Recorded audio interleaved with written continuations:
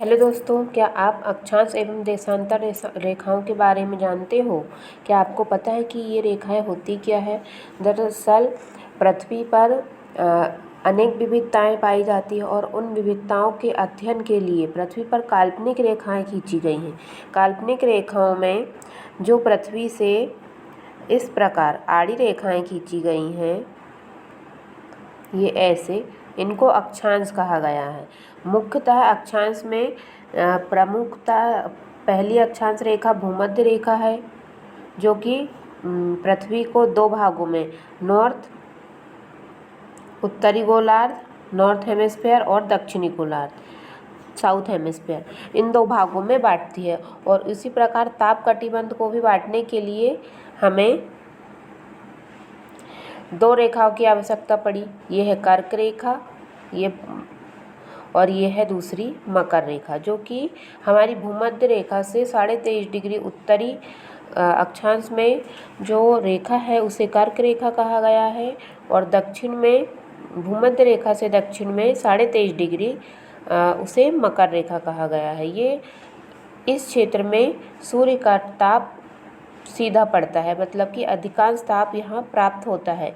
इसीलिए कर्क रेखा और मकर रेखा के बीच के क्षेत्र को सूर्यपुत्र देश भी कहा जाता है। इन देशों में हमारा भारत भी आता है। उसी प्रकार ये तो हो गई अक्षांश की बात। अब हमें देशांतरी विस्तार को, किसी देश का देशांतर क्या है, इसको जानने के लिए भी देशांतर की आवश्यकता पड़ी है। तो देशांतर रेखाएं क्या होती है, ये देखिए, ये हमारी देशांतर रेखाएं जो हमारे वृत्त के केंद्र से निकलकर दूसरे केंद्र की ओर पहुंचती है। मतलब कि ये रेखाएं खड़ी रेखाएं होती है। अक्षांश रेखाएं इस टाइप की होती है और देशांतर रेखाएं खड़ी होती है। ये रेखाएं समय निर्धारण के लिए, मुख्यतः हमारे देश के या फिर किसी भी देश के समय को निर्धारण करने के लिए देशांतर का उपयोग किया जाता है। यह रेखाएं स्पष्ट पृथ्वी पर नहीं है, लेकिन हमारे काल्पनिक ग्लोब पर उपस्थित है, और इनके ही कारण हम आज पृथ्वी पर समय का विभाजन कर पाए हैं। तो आपको कैसी लगी हमारी जानकारी? Thank you. इसे और डिटेल में पढ़ने के लिए आप हमें कमेंट में बता सकते हैं कि हमें और डिटेल में पढ़ना है और इसके बारे में जानकारी प्राप्त करना है।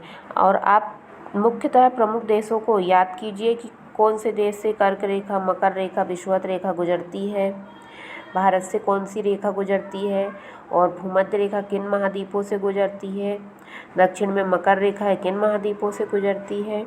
इन सभी जानकारियों को पढ़ने के लिए, ग्लोब को, भूगोल को पढ़ने के लिए हमसे जुड़ते जाइए और नई नई जानकारी प्राप्त करते जाइए।